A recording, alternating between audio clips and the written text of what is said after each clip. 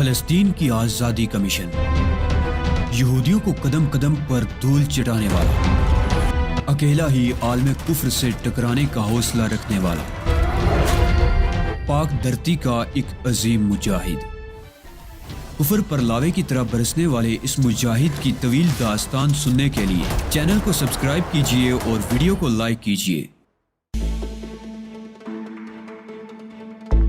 جب آپ خود ہی قائل نہیں ہوں گے تو کسی اور کو کس طرح قائل کریں گے؟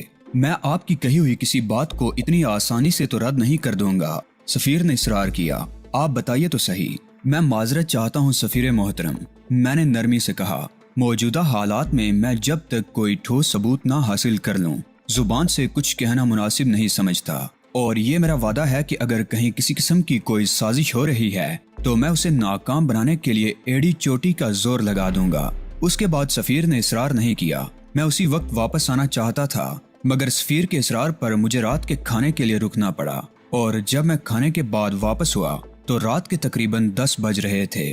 بڈ اور سلویا نشست گاہ میں موجود تھے۔ کیا رہا چیف؟ بڈ نے پوچھا۔ مجھے یقین ہے کہ تم کامیاب لوٹے ہوگے اور معاملات تمہارے ذہن میں صاف ہو گئے ہوں گے۔ اس کے برعکس میں نے مسکرا کر جواب دیا، معاملات اور زیادہ الجھ گئے ہیں۔ پہلے علی کو کھانا تو کھا لینے دو، سلویا نے قدرے خفگی سے کہا۔ آتے ہی سوالات شروع کر دیے۔ میں کھانا کھا کر آیا ہوں، تب بھی ذرا دیر دم تو لے لو۔ سارا دن مصروف رہنے کے باعث تم تھک گئے ہوگے۔ ان نزاکتوں کا گزر ہم جیسے لوگوں کے قریب سے بھی ہونے لگے تو ہم ناکارہ تصور کیے جانے لگے، میں نے ہنس کر کہا، اور اس کے بعد میں نے صبح سے اب تک کی روداد بڑھ کے گوش گزار کر دی۔ تم نے غلطی کی چیف، بڑھ نے کہا۔ تمہاری جگہ میں ہوتا تو پارکنسن کو فراڈ ثابت کرنے میں ذرا بھی دشواری نہ ہوتی۔ اوہو، وہ کیسے؟ میں نے پوچھا۔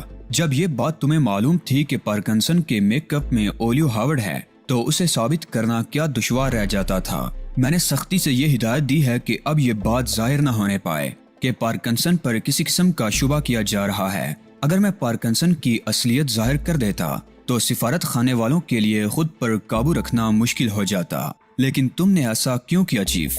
بڑ نے حیرت سے کہا۔ بات کو خام خواہ طول دینے سے فائدہ، یہ معلوم کرنا ضروری ہے کہ اولیو ہاورڈ نے اتنا لمبا چکر کیوں چلایا ہے۔ یقیناً اس نے کوئی بہت بڑی سازش کی ہے۔ میرا سب سے پہلا ہدف اس سازش کے تارو پود بکھیرنا ہے۔ مرضی کے مالک ہو چیف، جو چاہو کرو۔ بڑ کو تو بس یہ بتاتے رہو کہ کب اسے کیا کرنا ہے۔ اولیو ہاورڈ کی نگرانی ختم کرا دو اور علی گروپ کے تمام ارکان کو واپس بھجوا دو، اور اگر وہ ہماری نظروں سے اوجھل ہو گیا تو؟ بڑ نے کہا۔ نہیں ہوگا، میں نے کہا۔ چند روز کے اندر اندر وہ شام چلا جائے گا، جس کی اطلاع مجھے مل جائے گی۔ میڈم کا معاملہ بھی تو ہے چیف، کیا تم نے اسے بالکل ہی نظر انداز کر دیا ہے؟ اس کے لیے میں کوئی ایسا قدم اٹھاؤں گا جو آ یا پار کر دینے والا ہوگا۔ اس طرح نگرانی کرنا تو اب بالکل ہی بے سود ہوگا۔ اوکے چیف، کل صبح ہی میں نگرانی ختم کرا کے ان سب کو واپس بھجوا دیتا ہوں۔ بغیر سوچے سمجھے تو کوئی قدم اٹھانا غیر مناسب ہوگا، سلویا نے تشویش سے کہا۔ میرا یہ مقصد نہیں کہ میں کوئی اندھا دھند قدم اٹھا بیٹھوں گا، لیکن یہ ہے کہ اب مجھے اپنی حکمت عملی تبدیل کرنا ہوگی، اور اس کے لیے تم میری مدد کرو گی۔ کتنی بار تو کہہ چکی ہوں کہ مجھے بھی کچھ بتاؤ، مگر تم مجھے کوئی موقع ہی نہیں دے رہے۔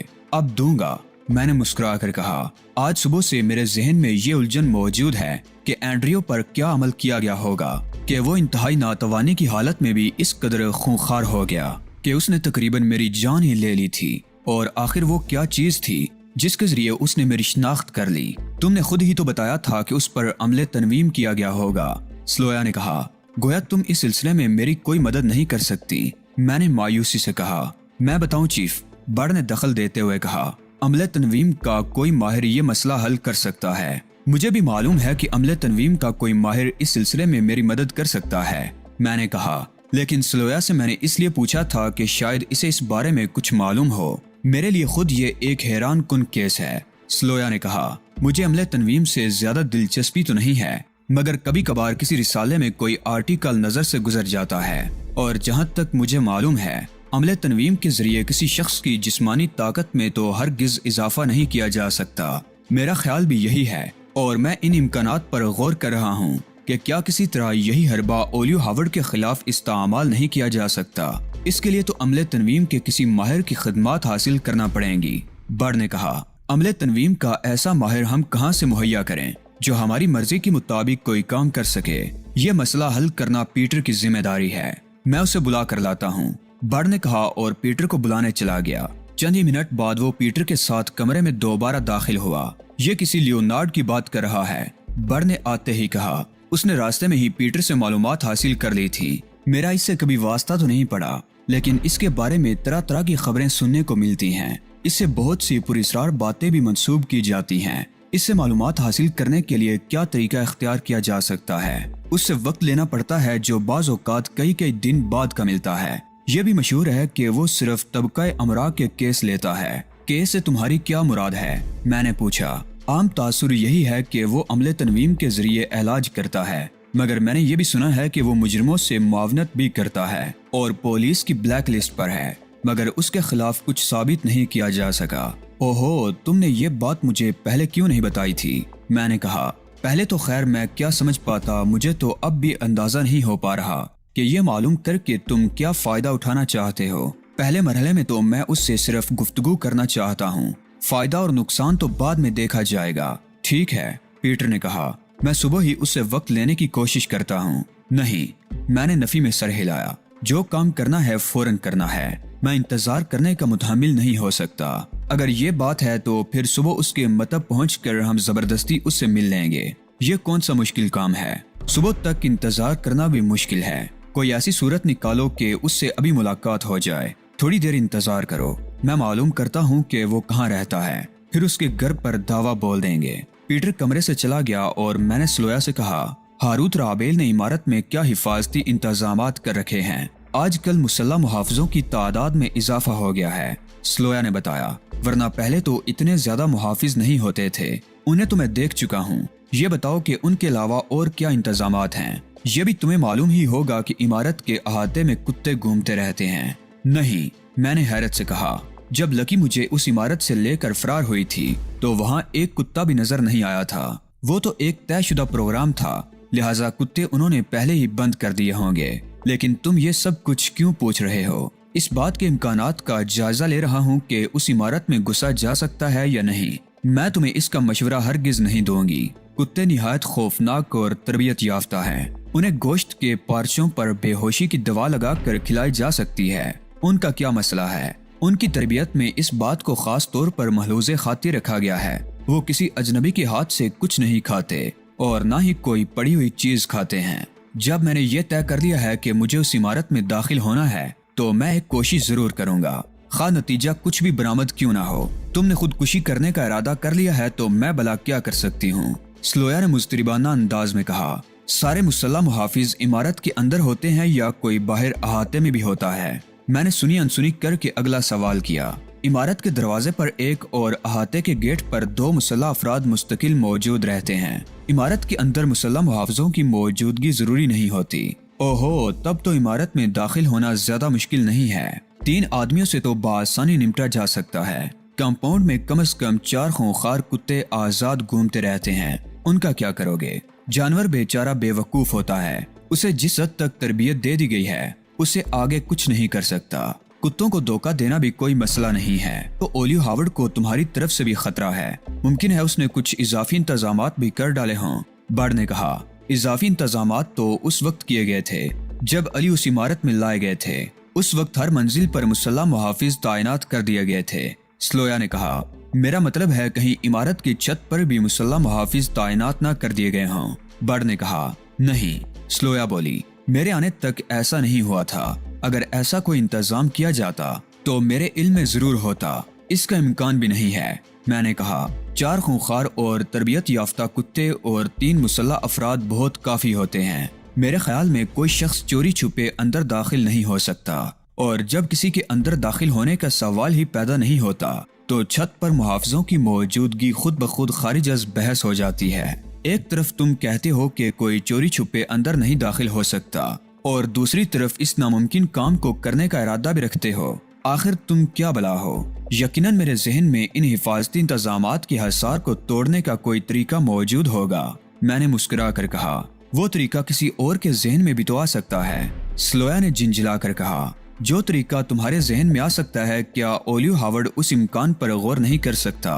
पहले मैं अमले तनवीम के उस माहिर से मिल लूं, फिर बताऊंगा। इस दौरान तुम ये गौर करो कि हारूत राबेल का कोई ऐसा नजदीकी आदमी है जो कदो कामत में मुझ जैसा हो। इसमें गौर करने की क्या जरूरत है? स्लोया ने बेसाख्ता कहा। हारूत राबेल का मोतमद खुसूसी ही इस मयार पर पूरा उतरता है। ओहो, मैं चौंक पड़ा। वो कहाँ होता है और उसका नाम क्या है? उसका नाम डैनियल है और हारूत राबेल का दस्ते रास्त समझा जाता है। मैं ये तो नहीं बता सकती कि इस वक्त वो कहाँ होगा, लेकिन था वो हारूत राबेल के साथ ही। अगर वो वहाँ था तो अब भी वहीं होगा। मैंने कहा, यह कोई जरूरी तो नहीं है चीफ। बर्ड बोला, वो कहीं और भी तो जा सकता है। मुझे यकीन है कि अगर वो कहीं जाएगा तो उस जगह का नाम शाम होगा और गुज़श्ता चंद रोज के दौरान उस टोले में से शाम कोई नहीं गया। कुछ देर बाद पीटर वापस आ गया। मैंने मालूम कर लिया है, हमें जबरदस्ती नहीं करना पड़ेगी। लियोनार्ड इमरजेंसी केस भी ले लेता है, मगर रात के वक्त घर पर मुलाकात करने की उसकी फीस बहुत ज्यादा है। फीस की परवाह मत करो पीटर, अगर वो कारामद साबित हुआ तो हम कोई भी फीस अदा कर देंगे, लेकिन उसकी फीस बहुत ही ज्यादा है। पीटर ने एक तवील सांस लेकर कहा, एक मुलाकात के $5000। मेरा मुंह हैरत से खुल गया। क्या कह रहे हो पीटर? $5000 तो बेइंतहा रकम होती है। मुझे तो ये शख्स कोई डाकू मालूम होता है। बर्ड ने कहा, तुम हुक्म करो चीफ, मैं उसे पकड़ कर यहीं ले आता हूँ। वाकई उसे पकड़ लाना कुछ मुश्किल नहीं है। पीटर ने कहा, अपने अपार्टमेंट में वो तन्हा रहता है, मैं ये रकम अदा करने को तैयार हूँ। मैंने कहा और बर्ड हैरत से मुझे देखने लगा। तुम मुझे सिर्फ $500 दो चीफ, मैं उसके पूरे खानदान को तुम्हारे कदमों में लाकर ढेर कर दूंगा। मैं बिला वजह कोई हंगामा करने के मूड में नहीं हूँ। पीटर, तुम फोन करके उससे बात कर लो, हम अभी उससे मिलेंगे। पीटर ने उसे फोन किया और वो बिला हिलो हुज्जत मुलाकात पर आमादा हो गया। जाहिर है $5000 किसे बुरे लगते हैं। तकरीबन आधे घंटे बाद मैं और पीटर लियोनार्ड के अपार्टमेंट में दाखिल हो रहे थे। उसका अपार्टमेंट मुख्तसर मगर सलीके से सजा हुआ था। वो खुद एक दुबला पतला तवील कामत शख्स था। उसकी उम्र 50 से ऊपर ही रही होगी, लेकिन चेहरा यूं सुता हुआ था कि वो 70 से भी ज्यादा का मालूम होता था। उसकी नाक तोते की चोंच की तरह मुड़ी हुई थी और आंखों में इस कदर चमक थी कि आम लोग तो उसे निगाह ही नहीं मिला सकते होंगे। उसने हमें बिठाने के बाद सबसे पहले अपनी फीस का मुतालिबा किया, जो मैंने उसे अदा कर दी। ठीक है, उसने रकम गिन कर जेब में रखते हुए कहा, अब अपना मसला बयान करो। मैं हिप्नोटिज्म के बारे में कुछ मालूमात हासिल करना चाहता हूँ। मैंने कहना शुरू किया ही था कि उसने मेरी बात काट दी। तुम गलत जगह आए हो, उसने स्पार्ट लहजे में कहा। मैंने कोई दरसगाह नहीं खोल रखी है। उसके तर्ज़े तखातुब पर मुझे बुरी तरह गुस्सा आ गया। वैसे भी मैंने उसके बारे में कोई अच्छी राय कायम नहीं की थी। $5000 वसूल करने के बाद हमने तुम्हारा वक्त खरीद लिया है, तुम्हें हमारा मसला हल करना ही पड़ेगा। उसने एक लम्हे मेरी बात पर गौर किया, फिर बोला, ठीक है, मगर मैं 1 घंटे से ज्यादा वक्त नहीं दे सकूंगा। क्या अमले तनवीम के जरिए किसी शख्स की जिस्मानी कुव्वत में इजाफा किया जा सकता है? मैंने फौरन ही उससे सवाल किया। इसके लिए तवील इलाज की जरूरत होगी, लेकिन इससे भी जिस्मानी कुव्वत में बहुत ज्यादा इजाफा नहीं हो सकता। मेरा भी यही ख्याल है, मैंने कहा और एंड्रियो वाला वाकया उसके सामने दोहरा दिया। हिप्नोटिज्म का कोई बहुत बड़ा माहिर ही इतने कामयाब सजेशन दे सकता है, लेकिन इसके बावजूद ये नामुमकिन मालूम होता है। तुम हमारी मालूमात में कुछ तो इजाफा करो। मैंने कहा, आखिर तुम खुद भी एक माहिर हो और तुमने हमसे $5000 वसूल किए हैं। मैं तुम्हें हिप्नोटिज्म के हवाले से ही जवाब दे सकता हूँ। लियोनार्ड ने कुछ सोचते हुए कहा, लेकिन मेरा अंदाजा है कि इस मामूल को कुछ गैर मामूली किस्म की अदवियात भी इस्तेमाल कराई गई होंगी। ना तो तन्हा मेडिकल साइंस इतना बड़ा कारनामा कर सकती है और ना ही हिप्नोटिज्म के जरिए किसी शख्स में इतना बड़ा तगय्युर नुमा किया जा सकता है। मैंने तफहीमी अंदाज में सर को जुम्बश दी। किसी हद तक तो तुम्हारी बात समझ में आती है, क्या तुम इसकी मजीद वजाहत करोगे? ये बात समझना तुम्हारे लिए मुश्किल होगा, इसलिए कि मुझे हिप्नोटिज्म के बारे में बहुत कुछ बयान करना पड़ेगा। इसके अलावा मैंने एक ऐसा इम्कान पेश किया है जो ना तो इससे पहले मेरे जहन में आया और ना ही मैंने इसका कभी तजर्बा किया। इसलिए मैं जो कुछ भी कहूँगा वो महज मेरा अंदाजा ही होगा। फिर भी इस बारे में मुख्तसर तौर पर ही मुझे कुछ बताओ, मैंने इसरार किया। लियोनार्ड ने बेचैनी से पहलू बदला। क्या तुमने महज ये मालूमात हासिल करने के लिए $5000 अदा किए हैं? इसकी परवाह मत करो कि मैंने किस लिए क्या किया है। हमने तुम्हारे वक्त की पूरी कीमत अदा की है। मुझे क्या? लियोनार्ड बुड़बुड़ाया, फिर संभल कर बोला, हम जो दवाएं इस्तेमाल करते हैं उसका बहुत कम हिस्सा जुज़्वे बदन बनता है। ज्यादातर दवा जिस्म से खारिज हो जाती है। मुझे इस बारे में ज्यादा इल्म इसलिए नहीं है कि ये मेरा शोबा नहीं है। تاہم میرا اندازہ ہے کہ جسم کا خودکار نظام اتنی ہی دوا قبول کرتا ہے یا غذا سے اتنی ہی توانائی حاصل کرتا ہے جس قدر ضرورت ہوتی ہے۔ اگر کسی مصنوعی طریقے سے کسی طاقتور دوا کو پوری طرح سے جزو بدن بنا دیا جائے تو میرے خیال میں یہ چیز جسم کے لیے نقصان دہ بھی ہو سکتی ہے۔ نقصان کا انحصار اس بات پر ہوگا کہ جسم کے ساتھ کسی حد تک زیادتی کی گئی ہے۔ اب فرض کرو ایک شخص کو جو زخموں سے چور ہے یا کسی اور وجہ سے اس پر نکاہت طاری ہے، کوئی طاقت کی دوا دی جاتی ہے تو وہ اپنا عمل تو فوراً شروع کر دیتی ہے، لیکن جسمانی قوت پوری طرح بحال ہونے میں ایک مخصوص مدت درکار ہوگی جو مختلف صورتوں میں مختلف ہوگی۔ اس کے برعکس اسٹیمنا بڑھانے والی دوائیں فوری طور پر اثر کرتی ہیں اور ایک مخصوص وقفے کے بعد ان کا اثر ختم ہو جاتا ہے۔ میں یقین سے تو نہیں کہہ سکتا، لیکن ممکن ہے کہ عمل تنویم کے ذریعے ہم کسی شخص کے جسمانی نظام کے اس قدرتی فعل میں دخیل ہو سکیں۔ اگر یہ ممکن ہے تو اس کا مطلب یہ ہوا کہ انتہائی نحیف شخص کو طاقت کی دوائیں دینے کے بعد عمل تنویم کے ذریعے ان کو مکمل طور پر جزو بدن بنا دیا جائے تو انسان کی فوری صحت یابی ممکن ہو سکتی ہے، مگر اس کے بعد اثرات یقیناً خراب ہوں گے، اس لیے کہ جب جسم پر اس کی بساط سے بڑھ کر بوجھ پڑے گا تو اس کے اثرات بھی لازماً سامنے آئیں گے۔ میں نے جو کہانی تمہیں سنائی ہے اس میں کوئی دوا تو کیا غذا تک استعمال نہیں ہوتی؟ میں نے کہا، میں نے جو مفروضہ بیان کیا ہے اگر اسے درست تسلیم کر لیا جائے تو یہ بھی ممکن ہے کہ کسی کھلائی گئی دوا کے اثر کو کسی مخصوص وقت تک کے لیے روک دیا جائے۔ مثلاً میں تمہیں سر درد کی گولی کھلاؤں اور یہ ہدایت کر دوں کہ اس دوا کا اثر اس وقت شروع ہو جب کوئی شخص اس اپارٹمنٹ میں داخل ہو، تو پھر دوا کا اثر اس وقت شروع ہوگا۔ لیکن خیال رہے کہ یہ بات میں اس مفروضے کے تحت کہہ رہا ہوں کہ اگر عمل تنویم کے ذریعے جسم کی فطری صلاحیت میں دخیل ہونا ممکن ہو۔ شکریہ مسٹر لیونارڈ، تم میرے لیے بہت مفید ثابت ہوئے۔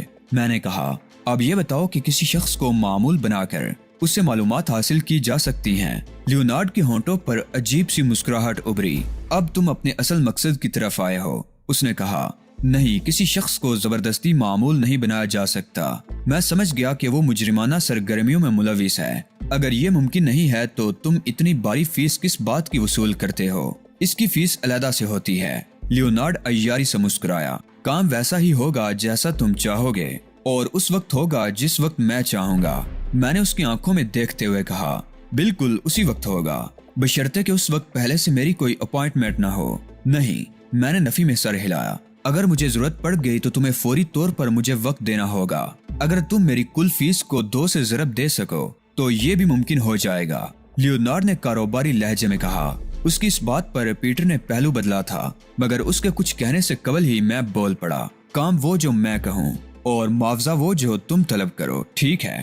مجھے منظور ہے، اس نے خوش ہو کر کہا۔ تم ایک اچھے کاروباری ہو۔ آؤ، میں نے پیٹر سے مخاطب ہو کر کہا، اب ہم چلتے ہیں۔ لیونارڈ کے اپارٹمنٹ سے نکل کر میں نے پیٹر کے ہمراہ ایک ڈپارٹمنٹل سٹور کا رخ کیا اور وہاں سے متعدد چیزیں خریدیں، جن میں گوشت کے پارچے، 3 مختلف سائز کے کریپ سول جوتے اور کپڑوں کے کچھ جوڑے بھی شامل تھے۔ یہ سب چیزیں خریدنے کی اس وقت کیا ضرورت ہے؟ پیٹر نے حیرت بھرے لہجے میں کہا۔ میں نے ہر احتیاط بالائے طاق رکھ کر اس عمارت میں گھسنے کا فیصلہ کر لیا ہے جہاں اولیو ہاورڈ اور ہاروت رابیل موجود ہیں۔ تمہیں ایسا کوئی فیصلہ نہیں کرنا چاہیے جس سے تمہاری زندگی کو کوئی خطرہ لاحق ہو۔ تمہیں تو وہ فیصلے بھی ناگوار گزرتے ہیں جن سے مجھے مالی نقصان ہوتا ہے۔ میں نے ہنس کر کہا، کون سے فیصلے؟ پیٹر نے حیرت سے پوچھا۔ لیونارڈ کو $5000 فیس ادا کرنے کا فیصلہ۔ ظاہر ہے یہ ناگوار گزرنے والی بات ہے، لیکن میں نے تمہیں روکا تو نہیں۔ اب اگر تم یہ چاہو کہ اس کا لٹیرا پن بھی مجھے ناگوار نہ گزرے تو یہ زیادتی ہوگی۔ یہ تو آخر میں ہی پتا چلے گا کہ کون کس کو لوٹ رہا ہے۔ ابھی تو وہ ہمارے لیے بہت کارآمد ہے۔ جو باتیں تم نے اس سے معلوم کی ہیں وہ تو کوئی بھی بتا سکتا ہے۔ میں نہیں سمجھ سکتا کہ تم کیا کرتے پھر رہے ہو، اور جو کام میں اس سے لینے والا ہوں وہ اس کے سوا کوئی نہیں کرے گا۔ اگر کوئی ہوگا بھی تو ہم اسے کہاں ڈھونڈتے پھریں گے؟ اس وقت تو ایک ایک لمحہ قیمتی ہے۔ وہ $20000 لے گا نا، لے لے، لیکن خود اسے یہ معلوم نہیں ہوگا کہ وہ کتنا بڑا کام کر رہا ہے، اور میں اسے جو فائدہ اٹھاؤں گا وہ لاکھوں ڈالر کے مساوی ہوگا۔ میرا خیال ہے اسے اس بات کا پوری طرح اندازہ ہے، تبھی تو اس نے اتنی خطیر رقم طلب کی ہے۔ اسے یہ اندازہ تو نہیں ہو سکتا کہ میں کتنا اور کیا فائدہ اٹھا سکتا ہوں، لیکن یہ اندازہ میں نے پہلی ہی نظر میں لگا لیا تھا کہ وہ مجرمانہ ذہنیت کا مالک ہے اور اسے صرف پیسے سے غرض ہے۔ لیکن یہ بتاؤ کہ اس عمارت میں داخل ہونے کے لیے تمہارے پاس کوئی قابل عمل منصوبہ بھی ہے یا تم یوں ہی اندھا دھند اس عمارت میں گھس پڑو گے؟ ابھی واپس چل کر میں سلویا اور بڈ کو اپنا منصوبہ بتاؤں گا، تم بھی اس وقت سن لینا تاکہ مجھے اپنی باتیں دہرانا نہ پڑیں۔